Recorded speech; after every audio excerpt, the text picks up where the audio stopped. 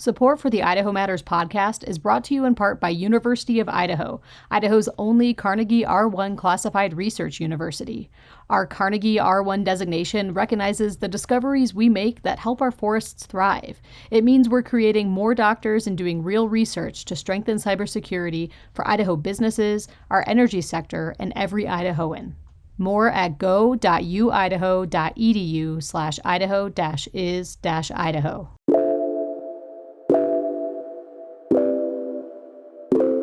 Stay informed with Boise State Public Radio's weekly newsletter. Delivered every Tuesday morning, it brings you the latest local news on politics, the environment, arts, and culture. Plus, get highlights from Idaho Matters and the Mountain West News Bureau. Sign up today at boisestatepublicradio.org.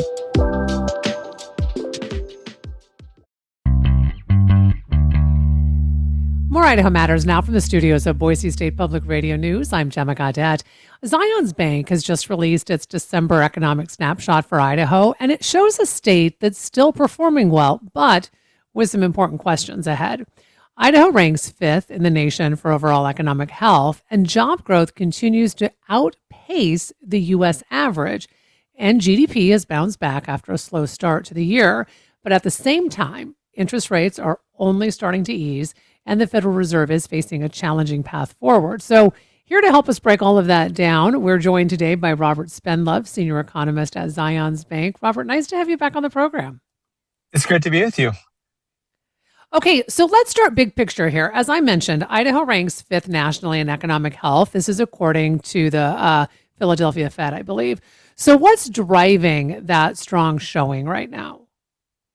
Well, it's essentially comes down to the economic fundamentals. We've got strong population growth. We've got net in-migration, so people moving into the state, and that fuels greater employment growth. And so we see our employment growth is higher than the national average. We've also got a young and dynamic workforce that helps drive that growth. And then our unemployment rate it's really in kind of that sweet spot, a little bit lower than the national average. You don't want to be the lowest, but you also don't want to be the highest. And so we're just a little bit below the national average. And so in a lot of different areas, it kind of drives this strong and dynamic economy.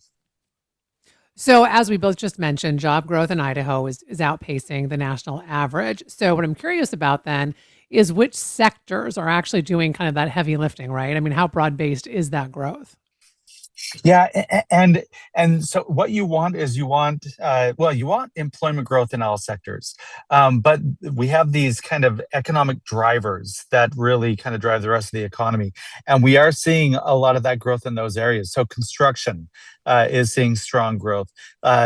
Leisure and hospitality is also one of our highest areas, and the service sector are really our highest growing areas. Now, we do have a few sectors that are contracting.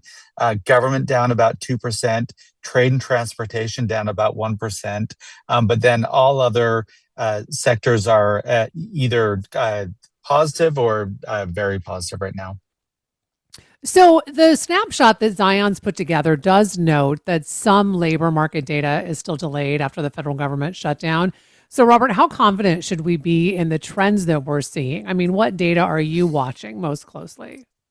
Yeah, and that's been one of the big themes of 25. One of the biggest struggles that we faced was the uncertainty from the tariffs, uncertainty from the government shutdown has created kind of this, Jerome Powell said it really well, this economic fog where we just don't understand the economy as well as we should. So we've seen these distortions to a lot of our data. Now, we're starting to come out of that economic fog. Just this week, on Friday, we got a new jobs report for the nation.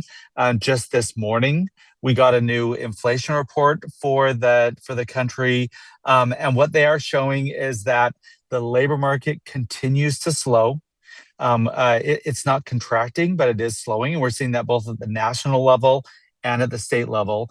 And inflation, while it's coming down, it continues to be higher than it should be. So inflation should be at 2%, and this morning it came in at about 2.7%. So we've still got some way to go before we're back to that normal inflation again. So let's talk mortgage rates next because we've seen that they've eased slightly, but they're still elevated. I mean, if we compare them to the last decade. So, what does that mean for Idaho's housing market, in particular construction activity, but affordability as well? Yeah, that's absolutely right. And so um, this is one of the struggles that the Federal Reserve is facing. They're walking this tightrope of trying to have rates low to help with affordability.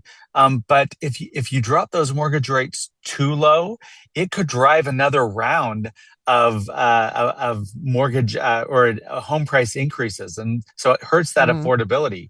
So yeah, rates are a little bit lower today than they were last year. They're right around 6%. A year ago, they were at 7%. 2 years ago, they were above 7%.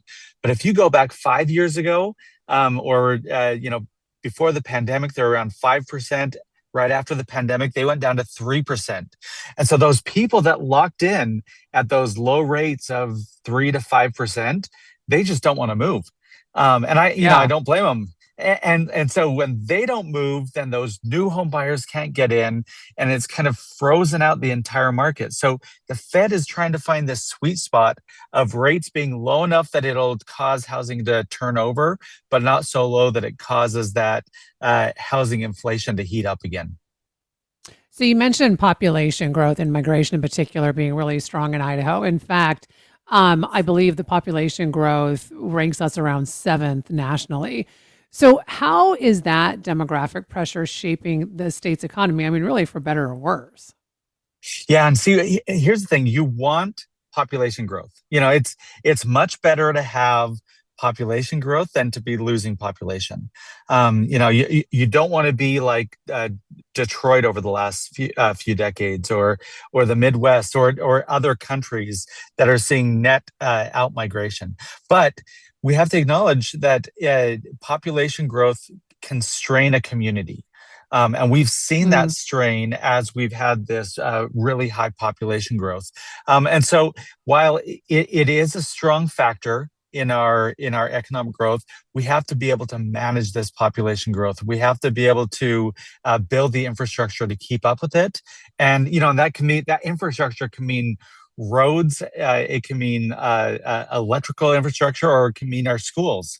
But we have to have that kind of managed growth to be able to take advantage of it and have the economy grow as well. Hmm.